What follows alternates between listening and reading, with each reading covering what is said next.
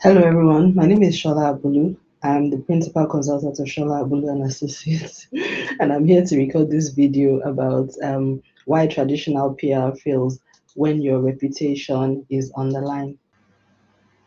And the purpose of the video really is just to really we're trying. This is a series of videos that we've been doing around crisis management and reputation management, and just to get a sense of how dynamics change when it is a crisis management effort, as opposed to what you would do normally for like campaigns or when things are going relatively well. So this is a carousel that we created and we shared on LinkedIn and other spaces, but I thought to just do a short video on this. So yeah, stay with me on this one. So now, when your reputation is online, the title is Beyond Press Releases, Crisis Management, Why Traditional PR Fails When Your Reputation is on the Line. Now, traditional PR means the traditional way of doing public relations, which is very much promotional, very much image, and just putting your best foot forward. The central message of this all is to show that in crisis management, a different type of approach is taken, and it's not normally what you would do. It's a counterintuitive method, and this is why we always ask people to come for training, because it's only when you go into a training scenario that you really understand that what you do in normal circumstances, you cannot handle crisis that way. And I'll tell you why we say this.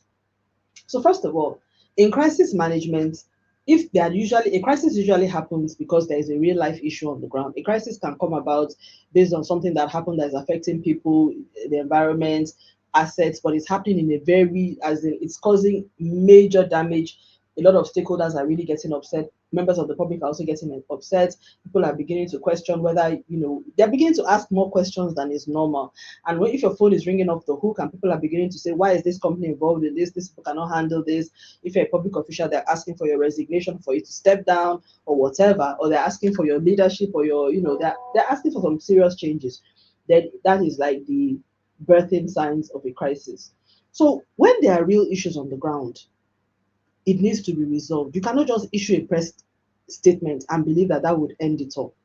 Crisis management is about action, and this is very important because if you're a comms professional or you're a leader or somebody that is supporting on the crisis management effort, don't have that thinking that a press release ends everything. I know in the public sector there's that perception where they just feel, oh, just put out a press release and everything will be fine. It doesn't work that way. The press release must be telling us something about what you are doing, about what you're going to do, or how you are resolving this thing. There must be some demonstrated, visible, and credible action that is on the ground, that is needed for that situation and is on the ground. If there was an incident of some sort, you need to be telling us that you have sent, local authorities are on ground. This is being done. What are you doing to bring it under control? What is the commitment that you're making to the people? How do you know what is the duty of care that you're exhibiting? What is the diligence and what's the context? You are really, really you are doing things and then you are telling us what you are doing and what you are going to do, and you are committing to keeping us abreast. So you cannot manage crisis by press statements. That's what I'm trying to say. I've seen business leaders try to do this, thinking that press release solves problems. It does not solve. I mean, you can see the image here. There's fire on the ground, and then you're calling the press, put out the fire, but then tell us, but put out the fire first of all, resolve the issue. So that's it. Action versus talk. So, and that's the point again I tried to make, that there's the management of the issue and then there's the communications of the issue. They both work together. Don't think that, because what I see happening a lot, particularly in public sector and political spaces, they don't bother to resolve the issue. They spend more time trying to control the narrative. And then they wonder why people are still, the situation is not getting better. It's not getting better because the action that is required, you're not taking that action, and you're doing talk, too much talk and very little action, which is the traditional way of handling things. Just manage the headlines. You don't do crisis management that way. You manage the issue and then you also manage the headline. So you tell, you do, you act, and then you tell and you show. All of them concurrently, consequentially, whichever way. So social media is also a reason why traditional PR approach can fail. So if you are focused, if depending on how complex the crisis is, if it's something that is very multifaceted and it's playing out on social media, a press release can also be ineffective. If the conversation is blowing up on social media, then you are issuing a press release. First of all, a lot of people who are on social media don't exactly read what is going on from the newspaper. So, like, God forbid, if you have a misinformation campaign going on in Facebook, you had better address it on that platform, or it's happening on TikTok. or Instagram. Instagram is even better because Instagram, still carries some news outlets to some extent. But on some of those platforms, you really just have to take the story there. Again, if a crisis is playing out on a particular platform, press release is not the solution. You need to address it on that platform. Depending on of course, if it's something that has now blown out of proportion, mainstream media has carried it, then maybe it makes sense to issue a press release, which you will put on the mainstream media. But you also then have to do the social media friendly ones and put it on the platform that it is. But if it's contained to a social media platform, then the press release option may not necessarily be the way to go about it. Again, the point that we're making here is that you cannot manage a crisis. That whole idea of managing crisis through press release is not, it doesn't, because social media has changed the dynamics. It doesn't work in this modern world that we find ourselves. So you have to really sit down and contextualize the crisis. What exactly is happening? What needs to be done? Is it playing out on social media? With platforms? What is the conversation? What is the narrative? Sometimes you may even find out that one particular narrative is playing out in one platform and there's a different narrative on another platform. So of course, your messaging has to be consistent across platforms, but the point is what exactly is going on, and you make sure that your response is tailored to what is required. If it's a social media crisis, then it needs a social media response, crisis response, not a traditional legacy media one. Depending on the dynamics, you may need to amplify it, but make sure that you are dealing with it at source, first of all. I hope I'm communicating, and if you have some questions, please ask me in the comment and then I'll respond. Again, PR speak. In fact, this one is the worst one. Depending on the crisis, how it is, you see that traditional PR speak. So traditional PR, and we all know it. It is that grandstanding. Oh, we are the good person. Whatever we say is right. Take it from me. Trust me, bro. Believe me. And all of that. It doesn't work in a crisis, particularly if it is one where lives and livelihoods are affected. Always, that grandstanding, and you can see the image here. You're being People are crying all around you, and that's when you now decide to be promotional, and you are telling us we have a history of doing this. I see a lot of press releases where they say that while you're writing a press release responding to an issue that has happened, at the bottom you now start giving us corporate speak. We are well known, we have a history. Who gives a hoot about your history? Because whatever history you have had, it did not prevent this situation from happening. So why are you bringing that in right now? So what we want to hear is what you are doing to control the situation, how this even came to be, when you're going to bring this to an end, and what commitments. Is there compensation? Is there remediation? What are you doing? That's all. Don't tell us about your history, because your history is irrelevant at this point. We can go to your website and read about your history, but talk to us about what you're doing now.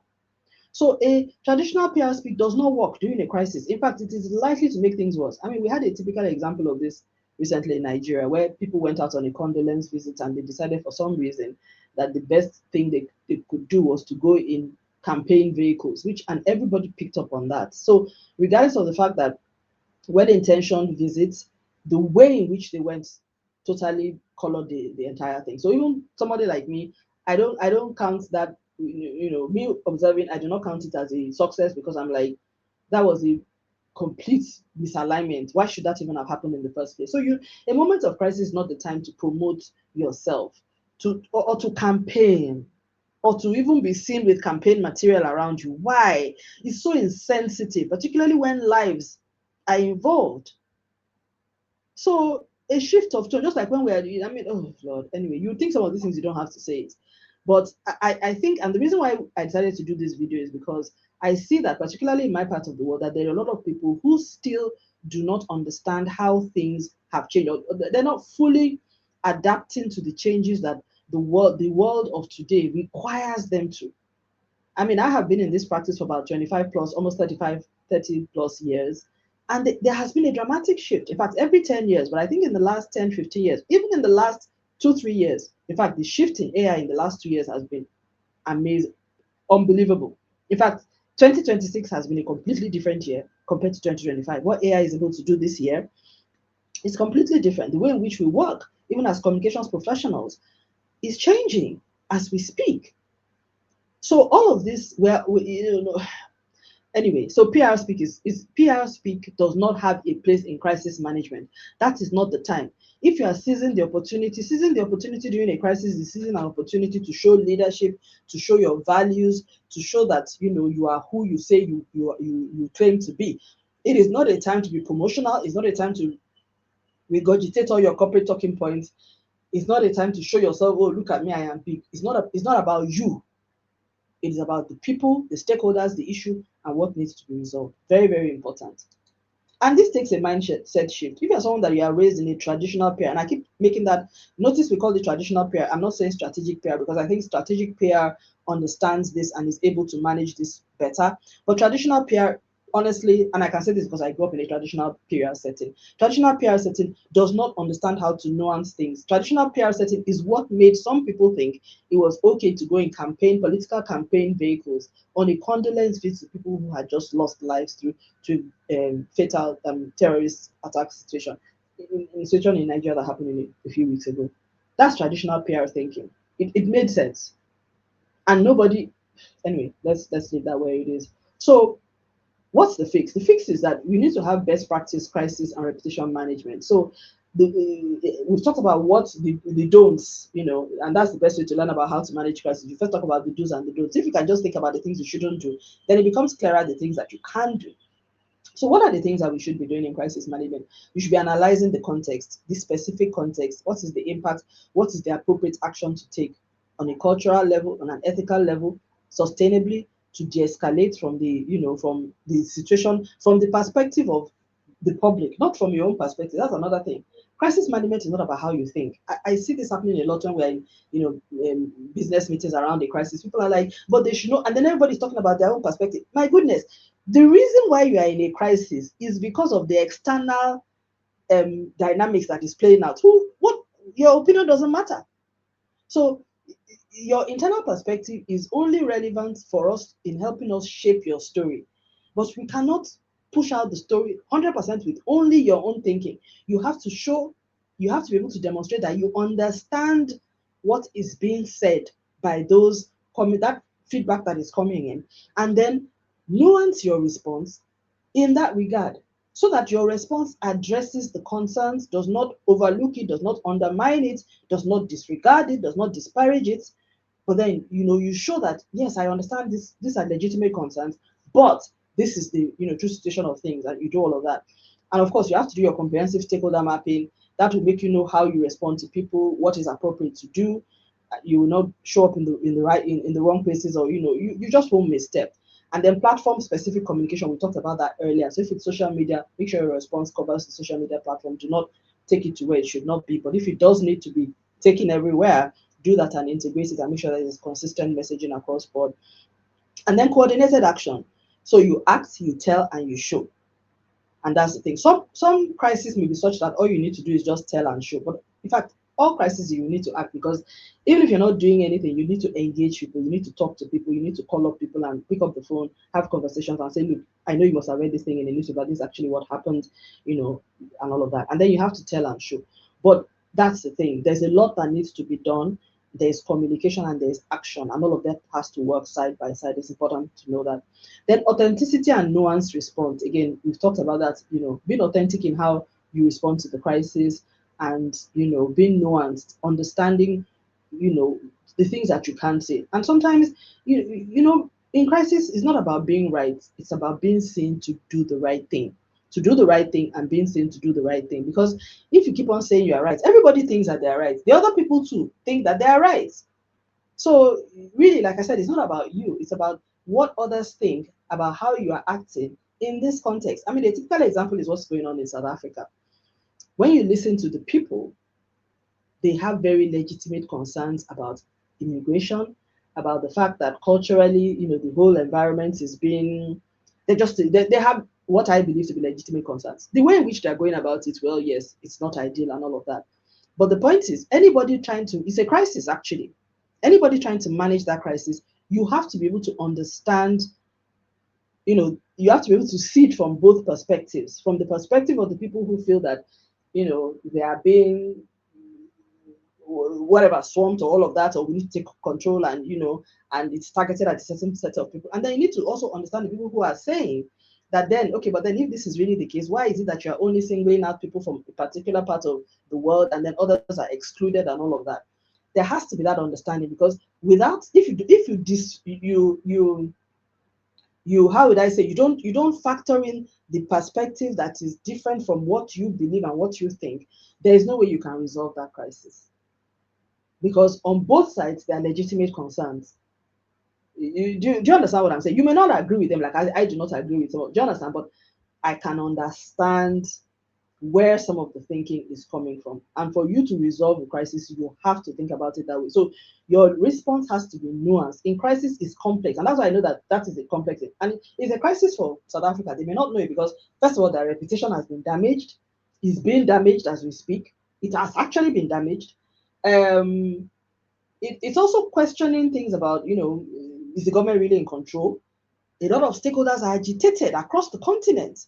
And those are the criteria that we use to define it. This is a crisis for the South African government, whether they realize it or not. And it's because it's a reputation issue. In fact, this is a very good example. So this kind of situation, you cannot use traditional PR or comms. You have to be strategic in your PR, strategic in your communications, because it's so delicate. There are things you can say that will offend the people on one side and totally, distance others on the other side as well. So you have to be nuanced in your response. If you are speaking, assuming whether you are speaking on the part of whichever side or whatever, or even just in the context of peace, even as the South African government itself, there's just a lot. And that's how crisis is. It tests you. You cannot say the things, you can't talk just anyhow. You can't say the things that ordinarily you want to say. You have to be able to show that you understand.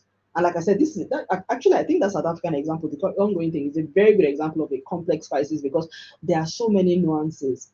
There are so many nuances.